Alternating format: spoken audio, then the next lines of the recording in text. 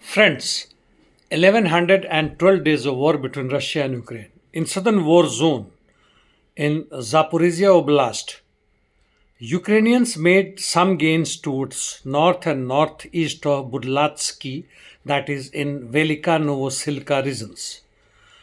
Coming to east, in Pokrovsk, Grodovskoye direction, Russians advanced northwest of Zeleny Pole and towards Tarasivka.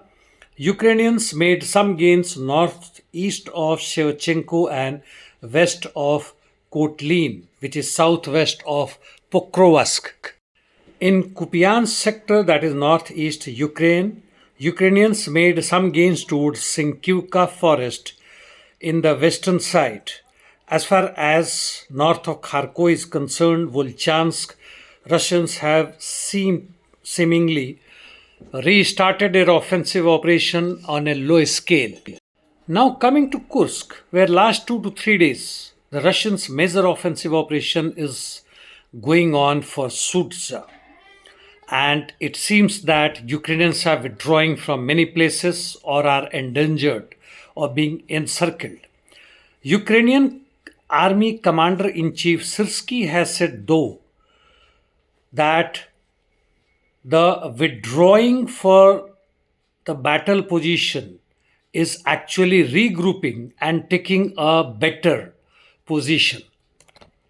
While in the meantime, Russians are advancing towards Sudzha from northwest, northeast, and eastern directions, and where 4 bridges, important ones for the Ukrainians' redeployment or withdrawal, have been destroyed.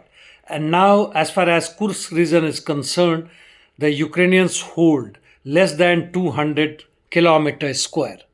In northern part of Kursk, that is Sudzha direction, we know that Martinovka and Mikhailovka has already fallen.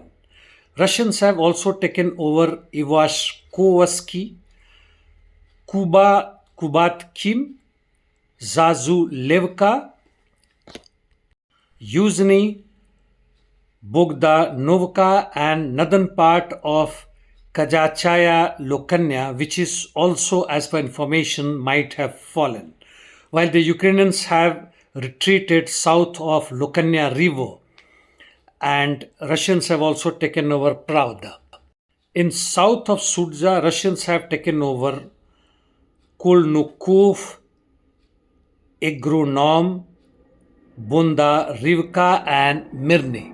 Ukrainians have also withdrawn from the eastern part of Sudzha, and their main defense line is being centered within Sudzha itself. Heavy interdiction missions by the Ukrainians, one of the largest or probably the largest, with 337 UAVs were carried out, and 65 of them were meant for Moscow. And this is when the meeting is going on in Saudi Arabia between US representative and Ukrainians. Let us see what is the outcome. By the way, Zelensky too is in Saudi Arabia meeting MBS, not with the American representatives. It is being said that British Prime Minister Starmer is behind Zelensky and dealing hourly progress so that it is not derailed again, and USA continues supplying arms, ammunitions, and intelligence to Ukrainian army. In Middle East, coming to Syria, the Syrian government announced cessation of operations in Tartus and Latakia.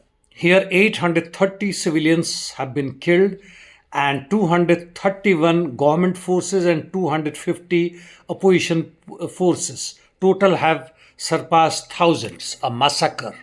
In the meantime, you all must be knowing that there had been cyber attacks on Twitter or X, and Musk announced presence of Ukrainian IP addresses in that moment, or probably they invaded. There are protests going on in New York against Israel and against the so-called expulsion of Muhammad Khalil, the students' leader presently under detention. US authorities are threatening his wife also, whose pregnancy is 8 months old, to arrest her. Trump's peace offensive in Ukraine may seem that he is a peace loving person, but the present scenario, we can make out what is happening in Middle East as far as Zionist regime in Israel is concerned, and his eyes on Canada, Greenland, Panama, etc. continuing. And this is clear that it is not that US imperialism is wanting peace in Ukraine. Of course, fear of nuclear warfare is there. But main thing is that withdrawing with some respect, like what it did in Vietnam and recently in Taliban, that is Afghanistan.